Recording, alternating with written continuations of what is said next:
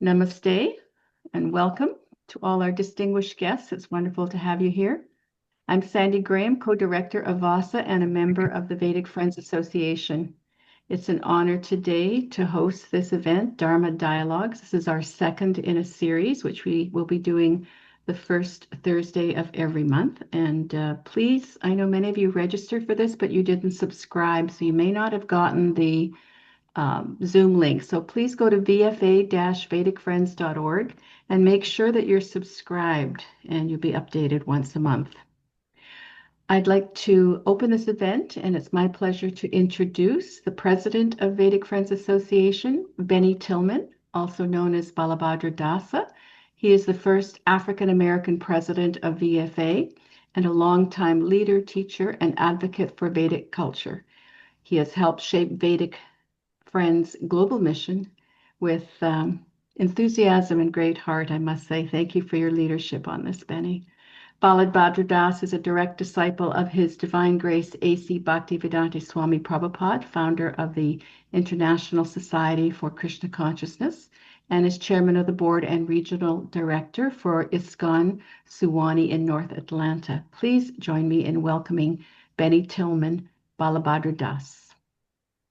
Hare Krishna and Namaste to everyone, especially for those who are signing in from other parts of the world, different times of the day, and we're so appreciative of having you here. So before I begin, excuse my voice, it's just the weather in Atlanta is a little cold, so I'm struggling with that, but I'll begin with a prayer. It's a very traditional prayer, glorifying the spiritual master, and I'll say it in Sanskrit. Om Ajnanatimirandasya Jnananjana Salakaya Chaksu Ummilitam Jena Tasmai Sri Gurave Namaha Mukam Koroti Vachalam Pangum Langayate Girim Yat Kripa Tamaham Bande Shri Gurum Dina Taranam. I offer my respectful obeisances unto my spiritual master who has opened my eyes, which were blinded by the darkness of ignorance, with the torchlight of knowledge. I offer my respectful obeisances unto my spiritual master, the deliverer of the fallen souls. His mercy turns the dumb into eloquent speakers and enables the lame to cross mountains. So again, welcome everyone. My name, of course, Balabhadra Bhattacharya Das. As Sandy pointed out, I'm a disciple of His Divine Grace A.C. Bhaktivedanta Swami Prabhupada. Tonight, I'm actually very excited to be on this platform with a very dear friend, and more importantly, a senior spiritual brother to myself. We say Jeffrey Armstrong or Kavindra Risi, but he's also known as Jamba Dagneya. That's the name he received from Srila Prabhupada in the early 70s. My experience with Jeffrey began in 1975 when I didn't know Jeffrey. I came to the Hare Krishna movement as a musician, entertainer in Atlanta, and I had given up my career to become a monk, servant. And then around 1975, I was requested to start a Hare Krishna contemporary rock band. And at that time, we hadn't written any songs. So the only songs that we knew that were contemporary rock were from an album called Change of Heart. In fact, we named our band the Change of Heart Band. And then we sang all these beautiful songs.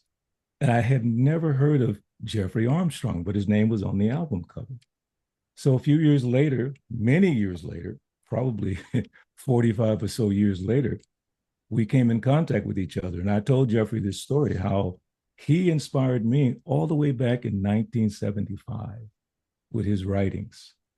So I told him earlier, I have a surprise for him. And the surprise is a song that he wrote around 1975. And that song is called O Govinda. I just want to read it quickly. It's so beautiful. In fact, when we played this song, practically always cried because it's so beautiful. So please listen. And I'm not going to sing it. I would love to sing it, but I don't have the voice today. Verse 1, Lord, the sun's effulgence hides your face. Your blissful form lies far beyond my eyes. And now your wonders call my hearts in rays as dawn displays your beauty in the skies. The rainbow shows the colors of your dress. The movements of the moon reflect your mind. Your smiling is the cause of happiness, and love exists because you are so kind. And then the chorus is, O Govinda, within my heart, celestial herdsman, lotus-eyed one, your precious gift of love impart. Oh, you who stand behind the sun, you're the one in my heart, in my heart. Then the second verse. Rolling rivers flow forth from your veins. The clouds that fill the sky come from your hair. The seeds of life are watered by your rains, and from your breathing blows the mighty air. My Lord, you are the source of all I see. Your movements are the passing days of time. You are the resting place of all that be, and love exists because you are so kind.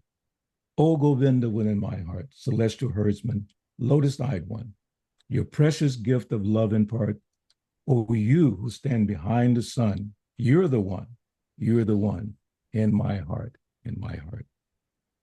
So thank you, Jeffrey, for giving to the world this beautiful, beautiful song. And I think most of you I'm sure you know Jeffrey from his teachings. Some of you are students. So I'm not going to go through his whole background, but there's a few things. Jeffrey Armstrong, Kavindra Rishi, is the co-chairman of VFA, the Vedic Friends Association, and a scholar on the British Board of Dharmic Scholars. As a yoga practitioner for more than 50 years, he retired from corporate life 28 years ago and has been teaching full-time on behalf of the Vedic Sanatana Dharma. Jeffrey is a best-selling author, a philosopher, a poet, and a Vedic astrologer for over 45 years. He received the Canadian Hindu Chamber of Commerce Lifetime Achievement Award in 2022 and was recently honored with the ICCR Distinguished Indologist Award by India for his contributions to Sanatana Dharma and for the first decolonized Gita. The Bhagavad Gita comes alive. And as I mentioned, he's also a direct disciple of A.C. Bhaktivedanta Swami Prabhupada. So please join with me in welcoming Jeffrey Armstrong, Kavindra Rishi, Jamadagneya to our Dharma Dialogue. Thank you so much, Balabhadraji, and to everyone present. Indeed, Prabhupada was such a gift to the world. For every one of us that was there, he lives in our heart, sits upon a throne, and steps off of it and whispers to us and talks to us as his truly devoted followers. So it's wonderful to hear from you, Balabhadraji. And I can just say this, that all of the persons who went into the ashram and served, did seva, have wonderful stories to tell of how their heart was taken into the realms of Brahman and Sri Bhagavan, and all of this because of Prabhupada.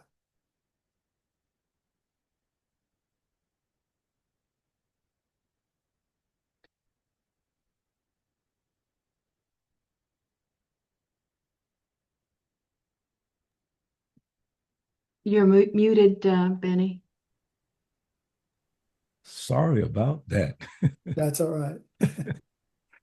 So I was saying, Jeffrey, we want to begin with you reading your poem. It's called The Dancing Goes On. Is that correct? Yes. Please share with us that. All right. By the time I went into the ashram, I was already a poet who could not but write poetry. Subsequent to that, since going into the ashram, I've written about 1,800 poems, inspired by the Vedas and by Prabhupada and by all of the amazing Vedic Vidya. Sometimes when you do something like that, you propose. There's an old saying that Prabhupada gave us: humans propose, Krishna disposes. So, when you wish to be an instrument of Sri Bhagavan, after a while, Sri Bhagavan says, all right, let's give it a try. So this poem is called The Dancing Goes On. This is one of my most ambitious poetic efforts to date on the larger subject of Bhagavan Sri Krishna's Vraja Leela. I originally presented it in celebration of Sri Krishna's Janmashtami in 2018, which occurred under the auspicious influence of the moon in Rohini Nakshatra, as it was at the moment of Govinda's appearance on earth, in the hopes that it stimulates a way for this devotional poetry to travel the world as a performance, much in the way that the poetry of Rumi is currently being presented, but a more lavish and compelling scale. It is, of course, a tribute to our Guru, His Divine Grace, A.C. Bhaktivedanta Swami Prabhupada, without whom I would know nothing of such wonderful topics. I bow at his feet again and again and tender this humble poetic offering to him and the sadhus of the devotional yogic communities. Honestly speaking, many of us from the 60s thought we could dance before we discovered Krishna. But when Krishna was revealed to us, we really understood that the dancing is all the way back to where we came from, to our original place. So this poem is called The Dancing Goes On. In Vrajamandal, the source of all created a garden of pleasure in order to reveal the love that they feel in ways that no one can measure. But you cannot enter without a mentor. To go in, you must have a guide. In that secret place, one enters by grace, like maids to a bridegroom and bride. Be gentle and pure, and learn to endure the material chaos outside. Turn your senses within, from the land of the skin to the realm that is waiting inside. So come with us now. Be sweet like the cow, be soft like the eye of a doe. Leave your wisdom and be, with humility, who you are, and not what you know. In Vrindavan, the trees give fruit as they please. The blades of grass are aware. Each flower has scent. The environment was created for love to be shared. So the seasons revolve like emotions evolve, changing the set with every scene. And the props are not fixed, but are changing and mixed in an image that appears as you mean. The content is yours. In this world of amours, you will look like the love in your heart. And as you aspire with serving desire, the director will give you a part. Now be quiet and watch, for the love here is much more subtle than any you have seen. Here the gurus are gopis, Hari's girlfriends that is, and they do not always say what they mean. The Ishvara is Krishna, and you are the Shishya, the conscious one learning to be. And the female divine, so the rishis opine, is a young girl named Radharani. He is attraction, and she is reflection. Observing them both in a glass, she is the teacher, but he wants to reach her, and she wants to give all she has. Madan Mohan, the attractive one, who awakens the Kundalini, but Cupid's attractor cannot resist Miss Reflector, Madan Mohan Mohini. And though she is his queen, the go-betweens in their torrid affair are the gopis. They are there in each tryst when they dance or they kiss. These girls live only to please. And there, in the sari, that young girls are manjari. They train with the gopis in bliss. Some day, when they are grown, they will dance on their own, and Govinda will teach them to kiss. This intimate circle gave birth to the miracle, the orbiting planet's ellipse. With the stars looking on, the moon and the sun are Radha and he, lip to lip. Dawn and dusk every day are their flirting, they say. The moon shows the moods of their joy. Who could possibly guess that the cosmos is this, the embrace of a girl and a boy? The sources of all, at a cosmic ball, held in a forested glade, all dressed up for the part, dancing heart to heart, while the rest is a masquerade. And sometimes he hides, so then Radha decides to die in the forest alone. The gopis all weep upon seeing her sleep there on the ground like a stone. Then Kanya comes running. He fell for her cunning. He kisses her feet in his sorrow. So she opens her eyes. They're in paradise, just another scene from the show. And it makes no sense in a world where fences and borders are all that we see. We think it erratic compared to the static. This madness of ecstasy, this forest of bliss, loving wilderness, where the wildness of play rules supreme, and a sweet love affair fills the fragrant air. Is all of this only a dream?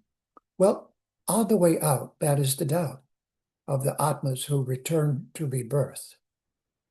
Too much love to believe, so they hurry and leave, back to sadness from laughter and mirth. But feel free to return. We are all here to learn. And dancing goes on every day, choosing shadow or light, holding pain or delight. You have been there, and now know the way. What we in the Krishna consciousness movement were introduced to by our Guru, A.C. Bhaktivedanta Swami Prabhupada. He made sense more than that. He gave the original of the romantic love that makes the world go round. But he opened the door and let us in.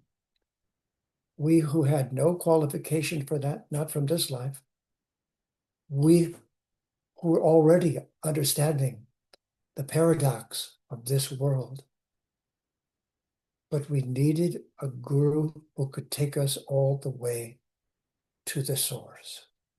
Not just the source of existence, but the source of beauty, joy, romance, of the love that our hearts all longed for and still long for. Prabhupada was the carrier of the answer to what we call love.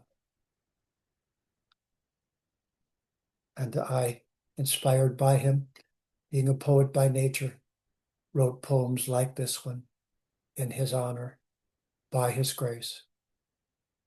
And I know that those of you out there listening have tasted this. And you know, this taste is how we go home. It's how we find our true self. It's how we finally live, no matter what the world does. This is where we choose to live while we're here, and the rest up to Bhagavan. But we do not doubt the love and adoration, because Prabhupada showed us. Back to you, Sandy. Jeffrey, that was absolutely beautiful. And I just wanted to connected to a couple of things. The first prayers that I chanted for the Guru, and Om Jnana. Jnana means knowledge, or Jnana means ignorance. Mhm. So the Guru, as we were mentioning, our spiritual master, Srila Prabhupada, he opened our eyes that were darkened by the ignorance of material life, with the shining lamp of knowledge. So this knowledge has a couple of aspects. And the Bhagavad Gita says, Jnana, Vijnana. So what you've shown us tonight is the Vijnana. You already have the Jnana. You have so much knowledge. I mean, it's amazing how much knowledge you've amassed. But what I find more striking and more important is how you apply that knowledge in your teachings, in your life, in your poetry, especially in your poetry, describing Radharani and Krishna in such beautiful terms. And then the last part is that his mercy turns the dumb into eloquent speakers. You were never dumb. Your history is a history of knowledge and acquisition, but he's made you an eloquent speaker by his mercy, along with many of our other distinguished speakers and guests. But you, amongst all of us, with your poetry, have touched the world. And part of our vision for VFA, especially in 2026, is to bring you more into the entire Vaishnav community. That I've told you before, that's my goal, is to introduce you back into the community that you love so much. So thank you for sharing that. So Thank you, Balabhadraji. If I may, just one little thing before yes, the others please. speak. You remind me of something that happened in my days in the ashram. I spent 5 years in Prabhupada's ashrams, starting in Detroit and ending up in New York, and then about 20 other cities in America. But this one particular occasion was in New York. There were about 1,000 of us living in this downtown Brooklyn ashram. And Prabhupada was also living there.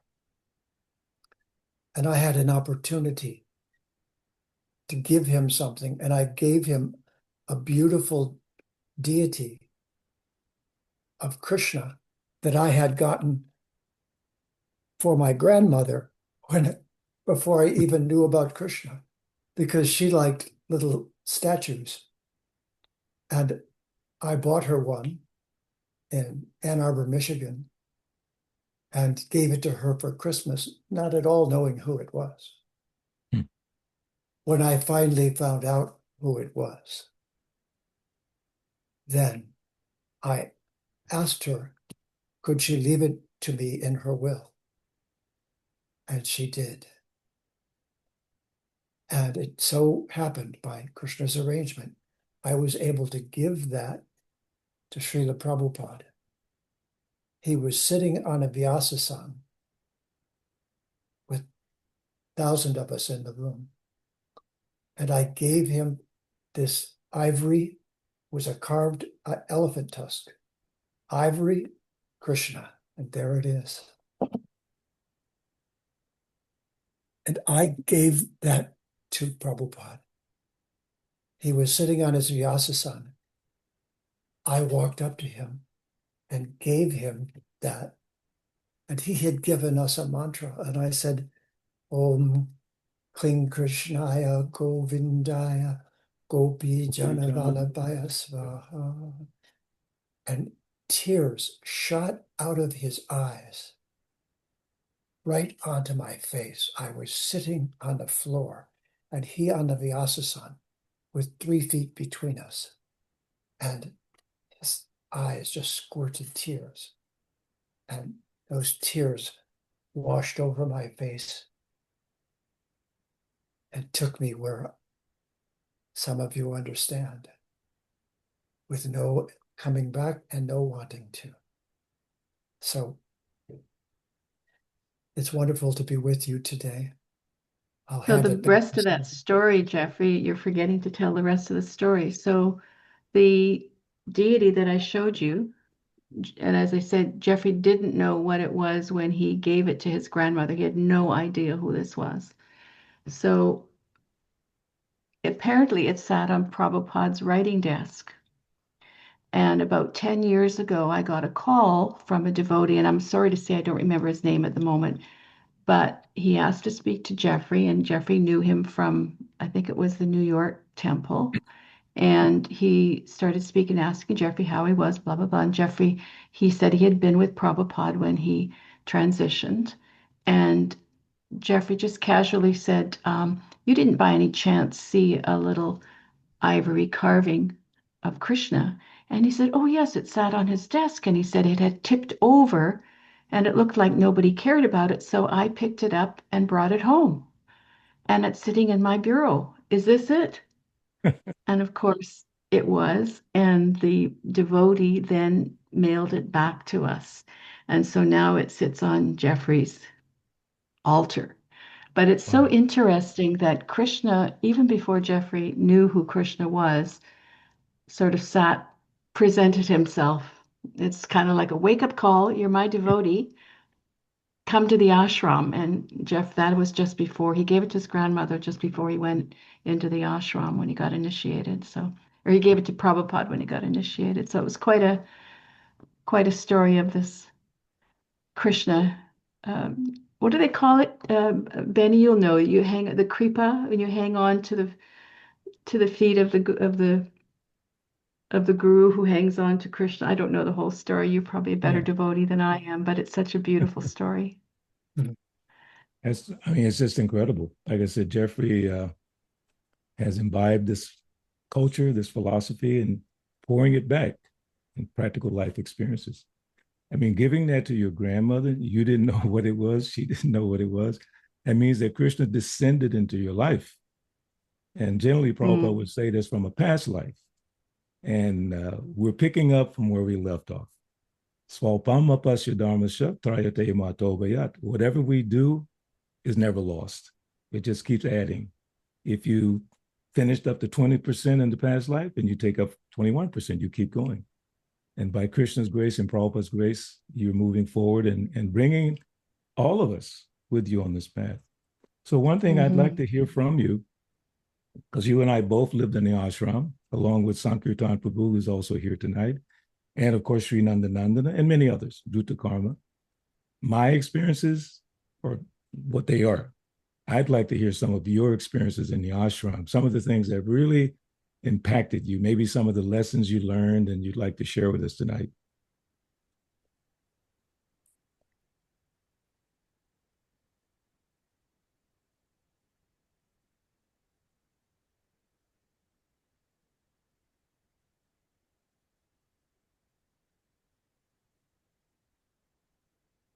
It's a wonderful question. And as I turn my memory in that direction,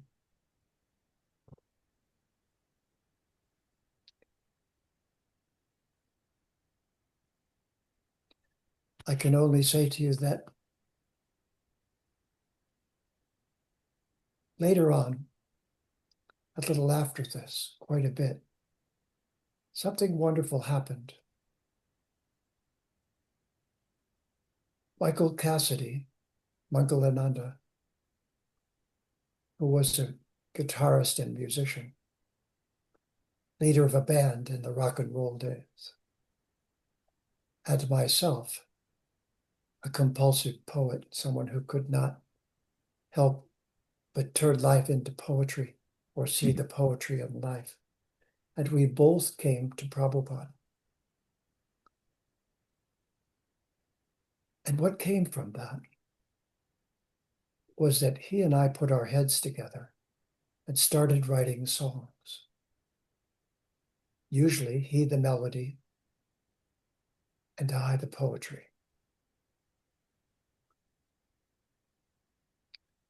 Within a few years in the ashram,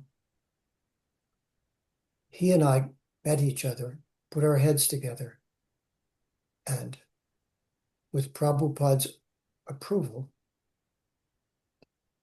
because a sannyasi asked on our behalf, these devotees want to start a rock and roll band and sing about Krishna. And Prabhupada replied, well, I guess if they want to go crazy for someone, it should be for Bhagavan. So tell them to go ahead.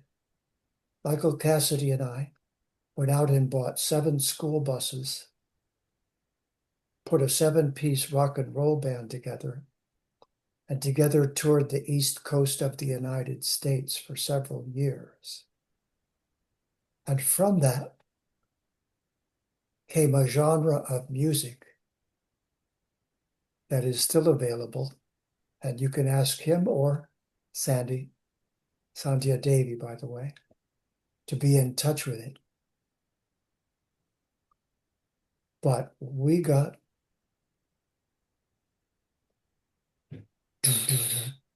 you know you're not that body. We're all pure spirit, soul. Body's just a changing thing, destined Destined to to grow grow old. old. And the whole Krishna movement started distributing these records Yes. all throughout the world. Who knew that we would do something that would go like that? And of course, it went far beyond us. It was Prabhupada. It was the inspiration of him coming to the West. It was the quintessence of this ultimate truth of love, not just disappearing into the Brahman, not just going away and saying everything is an illusion, but instead we were transported, all of us, in varying degrees, to where it comes from, to the beauty and love that is the basis of all this beauty we see around us within the realm of matter. And Do you Michael remember, and Jeffrey, I, do you remember when we were in Los Angeles and this big 6 foot tall Russian guy came up to us and said, "Are you Jeffrey Armstrong?" And you said, "I don't know who's asking." We were wondering why. And he says, did you write To Change Your Heart? And you kind of cautiously said yes. And we weren't sure if we were going to get punched or what. And he says, "Oh, yes, we bootlegged what did he say? Bootlegged 3 copies into Russia, sold millions. Russian people love your music." that Wow. song he asked about, ah, caterpillar changed his mind, woke to find himself refined. His old self had to die. What's For next, Mother him to Terry? become a butterfly. For him to be a butterfly. He tired of walking on the ground, and so around himself he wound Hmm. a screen of silken sands, a veil untouched by human hands. And it goes on. But Yes. what went on was that Prabhupada loved this, was so excited about it, and so was the whole movement, and so was the whole world. We were just instruments, just like the players in the band. Yeah.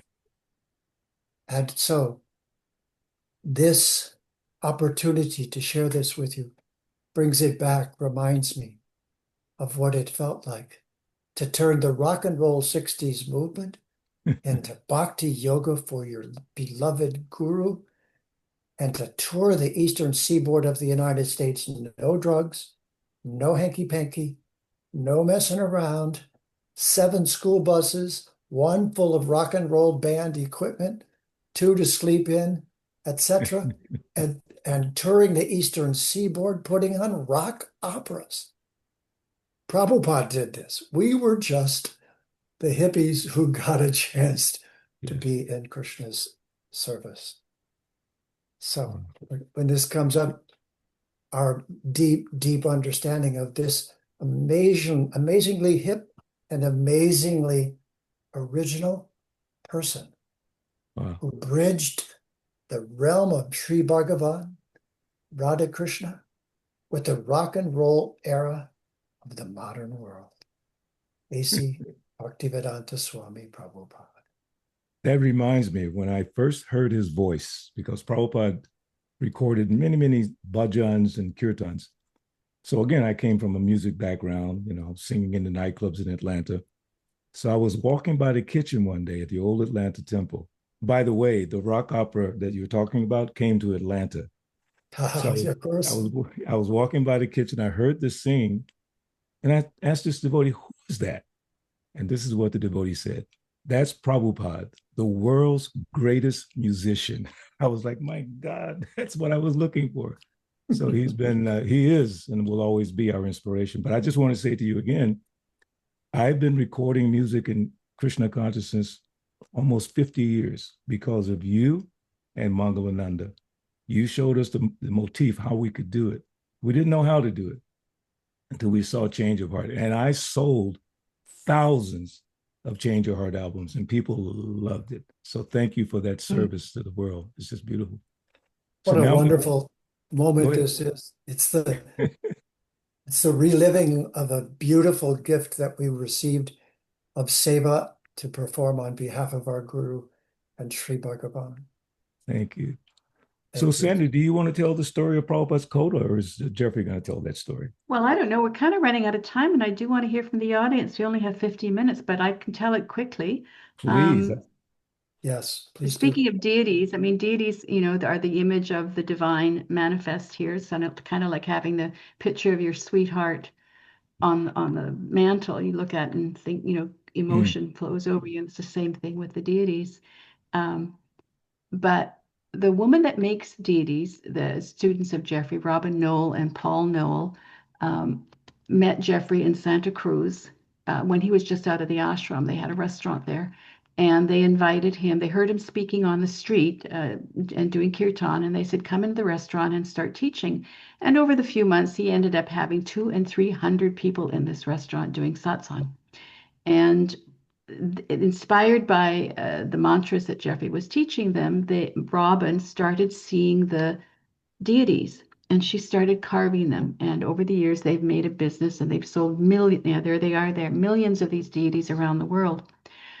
It was only a couple years ago when we were going through talking about Prabhupada, and Robin told me this story, and that it's just similar to the story of Krishna showing up for Jeffrey. Robin was from Boston. She was from a very well-heeled family, and Paul was a hippie, grade 8 education, and they fell in love, much to the chagrin of her parents. But they were in Boston, and they saw this Indian man on the street in the winter, and Paul picked him up, bought him this dark coat and a cane and a hat, and it is this famous picture that we all have seen of Prabhupada. Now, I called Robin the other day to make sure I had this story right, and she said, not only that, but Paul gave him the money to go to New York from Boston. Oh, wow. So it was really sweet, and they have pictures of this original situation, but how many times have we seen that picture? But the funny thing is, how many years have gone by, and we didn't even know that one of our students had given this coat and cane and hat to Prabhupada. So Krishna reaches out, as I said earlier, and he just grabs you by the heart and drags you home. Thank you. Thank you, Sandy. Anyway. To add to that, Prabhupada, when he came over on the ship, which someone gave him a free passage on, he was just serving his guru, and he came to America and started the movement that just gave life to so many millions of people. And so he did that in the spirit of the Veda at its very best, and trusting what would happen when he got there. And it was winter and freezing cold. And he'd ridden over on a steamship that was a freighter, so probably not too warm. The best he had was a sweater. And he got winter clothing from Paul and Robin. And there's a hat and a coat and a stick. And here he is. And he brought a suitcase full of what? The 3 volumes of the Bhagavat Purana. Yes. Canto 1, Volume 1, 2, and 3. The books that he had already printed of the most amazing Purana about Krishna, the Bhagavat. And he had a suitcase full of those. And he gave some to Paul and Robin out of gratitude for what they did. And then they passed those on to me when I gave them Krishna in earnest. The story is intertwined in such beautiful, such loving, such orchestrated ways that it's just wonderful. Thank you so much. So Sandy, you want to take some questions from the chat? Well, I just wanted to sort of bring this out a little bit here because, you know, these threads bind us all together. Yes. And we're all connected for karmic reasons, each one of you here. And I wanted to end tonight hearing from some of you. I wanted Jeffrey to hear a question that we're going to pose to everybody here. And we'll give each person, if you want, no obligation, no more than 60 seconds to finish this sentence. Because of you, who would like to go first? Raise your hand. You know how to do that on the thing? Just put your hand up. Saroj? Bharat, which one of you together? Unmute yourself.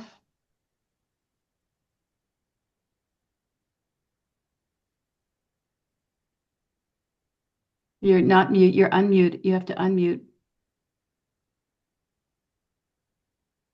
There you go. I was young, came to America in 60s, and first summer job in New York. And I was surprised there was a radio station of Hare Krishna. And I couldn't believe that how Hare Krishna is known in America. And there was a constant radio of Hare Krishna. You know, they sing bhajans. And I thought, oh, now I am in America, but Krishna is here also. That's all. For me, Jeffrey, I'm here today because of you. I'll never forget your compassion and your kindness. Happy Thank you. birthday.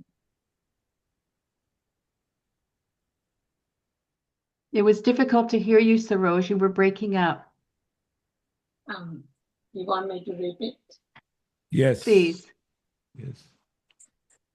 First of all, happy birthday, Jeffrey. And I want you to know I'm here because of you. I'll never forget the compassion and kindness you have shown me during my son's loss.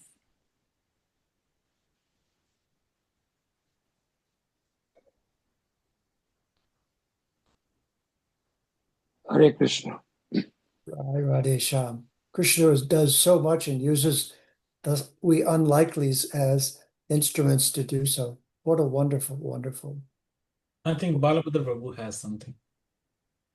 Yeah, I just want to repeat one more time this. I'll say the question. Because of you, I've had a music career in Krishna consciousness for over 50 years. Thank you from the bottom of my heart. Hare Krishna. That's wonderful to hear. Anybody else? Jaya Chandra? Namaste Kavinjarishi. Thank you. Because of you, I've been a devotee of Sri Krishna for 10 years. Because of you, I've been sober and have given up all my bad vices in this life of alcohol for 10 years. Because of you, I have a healthy marriage and a happy relationship with my beautiful wife for 10 years. Hare Krishna. Jai Radhe Shyam. That's wonderful to hear. Marissa? Namaste, Guruji. Because of you, I think of Radharani every single day. Because of you, I'm still married. Because of you, I know more Sanskrit words, and because of you, I'm able to read the Bhagavad Gita every day. Thank you. Vivo. This was BJ? it. Yeah, sure. Namaste, Kavinderji. Happy birthday to you. And we are really glad, and many more birthdays to you. One thing I should acknowledge is that I have enough knowledge to do many things, but there was one missing link. And that missing link you gave me. You don't know what that is. Maybe someday I will share. So because of that missing link you gave, now my presentation is wholesome and I'm able to tell things more convincingly. Actually, that missing link, most people don't know. Many devotees also do not understand, but that's fine. Let's keep it a secret for now. Wait. Richard? Rishad Das. Namaste, Kavinda Rishi. Because of you, you initiated me into the Gayatri Mantra and welcomed me into this world. And because of you, you described that I could have a friendly relationship with Krishna, and the whole mysterious God thing just dissolved away so that I could have a more intimate relationship with Krishna. Thank you. Sudiksha. Because of you, Jeffrey, I know where beauty comes from. Thank you. At that juncture, lovely that we're doing this. I have just one quick thing to say. When I did the Bhagavad Gita over to purify the language from the sloppiness of English, the 4 verses of chapter 10 that are the core summary of the Gita, Aham Sarvasya Prabhavo, Krishna is speaking, Aham Sarvasya Prabhavo Matak Sarvam Pravartate Iti Madhvabajanti Mam Buddha Bhava Samandita Machchita Madgata Prana Bodhyantak Parasparam Katyantas Jamam Nityam Tu Shanti Cha Ramanti Cha Tesham Satati Yuktanam Bhajatam Priti Purvakam Dadami Buddhi Yogam Tvam Genayam Nam Vayanti Tesham Evanukam Partham Aham Jam Samaha Nashami Atma Bhavasta Jnana Dipena Bhasvataha. I am the source of everything, Krishna says. From me the entire creation flows. Knowing this, the wise adore me with all their hearts. Their thoughts dwell in me. Their lives are surrendered unto me. And they derive great satisfaction and bliss, enlightening one another and conversing about me. To those who are constantly devoted and adore me with purest love, I give the understanding by which they may come to me. Out of compassion for them, I, who am dwelling within their heart, destroy the darkness born of ignorance with the shining lamp of Vedic Vidya, of Vedic knowledge. This gift to all of us by Prabhupada, this core of who we really are, is what to always remember and never forget as you become best friends with Sri Bhagavan. Learn those 4 verses, my beloveds, in Sanskrit and English. And they will be in your heart and on your lips all day long. Go for a walk and say them. Remember and remember again and remember again, because that's the whole story in 4 verses of the Bhagavad Gita. It's the summary. And Prabhupada made it accessible, and I just put the frosting on the cake a little bit so that the just right English is there. And this historical moment is the opportunity for all of us and those we know who are really listening and ready to have the ultimate best friend. Hare Krishna, Prabhu. Thank you so much on behalf of everyone here. First, we want to wish you a very happy appearance day, as we say, or birthday, if you will. And looking at 2026, now you've set the bar pretty high for the dialogues, okay? So now we have to sort of rise up a little bit. But in 2026, you're going to be back again, I'm sure. And of course, we'll have Stephen Knapp and David Frawley and Druta Karma and Sankirtan Prabhu. I believe he's on the call tonight. He can do a presentation on Mahabharata like no one else. It's just beautiful. So I'm just saying to all of the audience here, look forward to 2026. It's going to be really exciting, really, really exciting. And we hope that you'll all join us, either become a member of VFA if you like. There's no real charge or anything, just become a member so we can stay in touch. And as we said at the beginning of these dialogues, we did one in November. This is the last one for the year. We commit ourselves every month, first Thursday of the month, 8 p.m. Eastern. Then you can look at your different time zones. We will be here, even if it's just me and Sandy. We will be here to make sure you get some good information, Krishna conscious information, Vedic information. We are, in our hearts, we're becoming stewards of this Vedic culture. We want to make sure you get it in an easily understandable way, but also, as Jeffrey pointed out, in a very accurate, correct, proper manner. There's been so much misunderstanding about Vedic culture, and we're trying to bring it into focus with your support. So thank you all very much, and we pray that you have a wonderful holiday season. Remember Krishna. Actually, one great Acharya said, the most important instruction is to always remember Krishna and never forget. That's it. Those two things, remember and don't forget, and then your life will be perfect. So thank you all very much. And I do request the VFA members to remain on the call. And Sandy, if you have anything else you want to share before we close out. Well, just a little teaser here that the board is talking about doing a topic of the role of the feminine divine in the Vedic culture. And I think that's a very important subject right now. And so it may or may not be the next one, but it's certainly going to be coming up in the new year. And I think, it's interesting too, if we have several of our panelists, our board on, so we hear the perspective from various different lineages, because as those of you on the call know, that the Vedic Sanatana Dharma encompasses many lineages. And although tonight we are sort of slanted toward the Vaishnava, that doesn't mean it's the only one. So we're going to create a space where there's an opportunity for a broad perspective. So I hope you'll join us. Please, register, subscribe. If you just register and you don't subscribe, you won't get the emails, I'm sorry to say. So please subscribe to VFA. Jeffrey G., before we go, I just wanted to offer a happy birthday wish to you.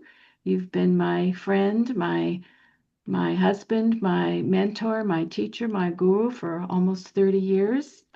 It's been very an honor to be with you and to work with you and to play with you and to do all the things and travel that we have done together. And I wish you many, many more years. We are all could say something nice about how you've changed our lives.